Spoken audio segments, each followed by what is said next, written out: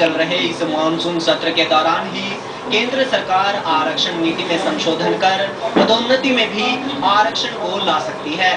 केंद्र सरकार की इस मंशा से हरियाणा में जाट, ब्राह्मण और वैश्य समाज खफा है और इसका विरोध कर रहे हैं।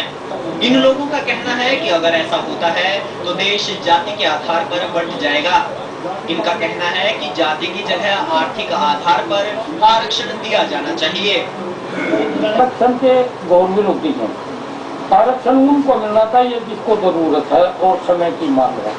और हमारा जाट समुदाय, ब्राह्मण समुदाय और भी तो सामान्य वर्ग है, वो सभी जाति पिछड़ी हुई जातियों से भी नीचे पिछड़ी हुई है।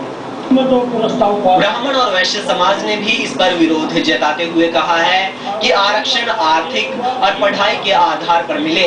उन्होंने कहा कि इस तरह से आरक्षण मिलने से देश में टैलेंट खत्म होने का डर पैदा हो जाएगा।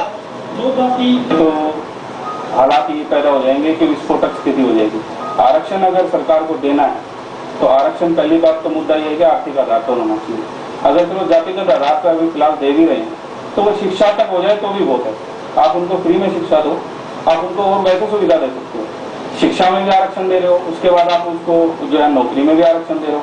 नौकरी के बाद अगर पदोन्नति में भी आरक्षण दोगे तो इससे जो है कि एक बहुत बड़ी खाई पैदा हो जाएगी, एक आरक्षित की और एक अनारक्षित की। सरकार द्वारा पदोन्नति के अंदर भी, प्रमोशन में भी आरक्षण देने की नीति का विरोध करता हूँ। मेरा यह मानना है कि आरक्षण आवश्यक है, लेकिन भर्ती तक वो सीमित रहेगा तो देश की जो काबिलियत है, देश का टैलेंट है, वो सुरक्षित रहेगा।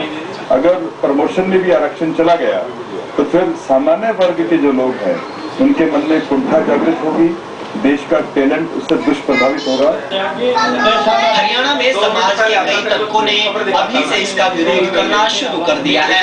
अब देखने वाली बात ये होगी कि सरकार मानसून सत्र के दौरान अपनी सुरक्षा को अमली जामा पहनाती है या नहीं।